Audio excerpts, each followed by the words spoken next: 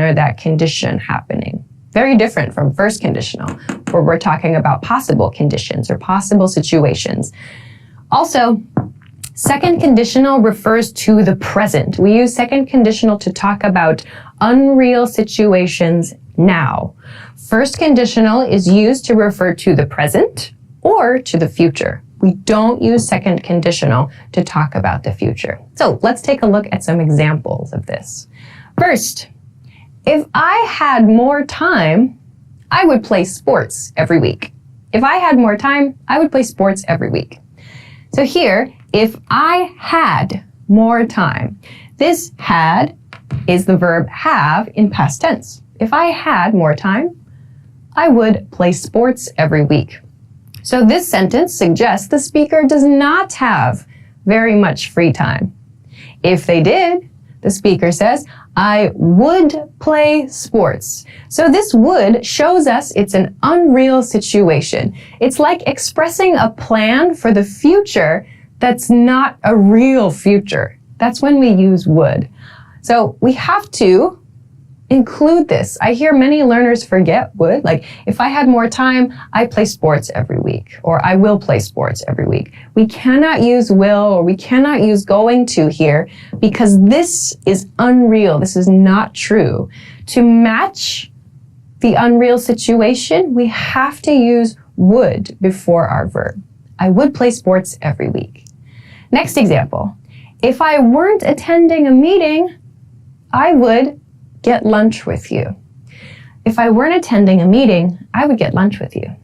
Here, weren't. This is negative. If I were not. Another very common question about second conditional is using was here, but we use if I were you. So if I was something, something, something is used to talk about the past, actually. I'm not going to talk about that pattern today. If you're talking about the present, an unreal present situation, use if I were or if I were not. In this case, if I weren't attending a meeting, which means the speaker is attending a meeting, I would get lunch with you. So you can use this if you get an invitation from a colleague, like, hey, do you want to get lunch today? And you might respond with, if I weren't attending a meeting, I would get lunch with you. So if this situation were not true, in other words, my plan would be this. Again, we cannot use will, we cannot use going to. And yes, you can change get to eat. I would get lunch with you. So this would be my plan. Another example. If your mother were here, she would be so angry with you. So maybe you can use this to express disappointment in a young child, like the young child did something wrong. You could say, if your mother were here, she's not here. If your mother were here, she would be so angry with you.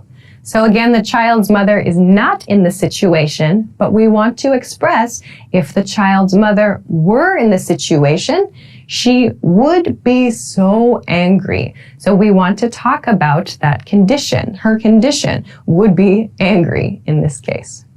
Another example.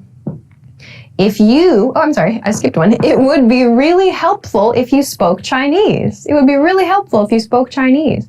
So here you'll notice I've switched the if clause and the main clause. In this lesson, I'm focusing on using the if clause first, but it's okay to switch. You can put the main clause at the beginning if you want. It just depends on what you want to focus on in the sentence. So, it would be really helpful if you spoke Chinese. So maybe you're going to China or you're in China and someone comments, it would be really helpful if you spoke Chinese.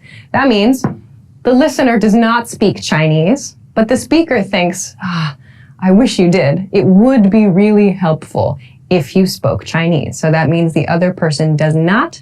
The speaker just wants to express this other condition, this other situation. Again, it is not true. Next one, last one. If you made more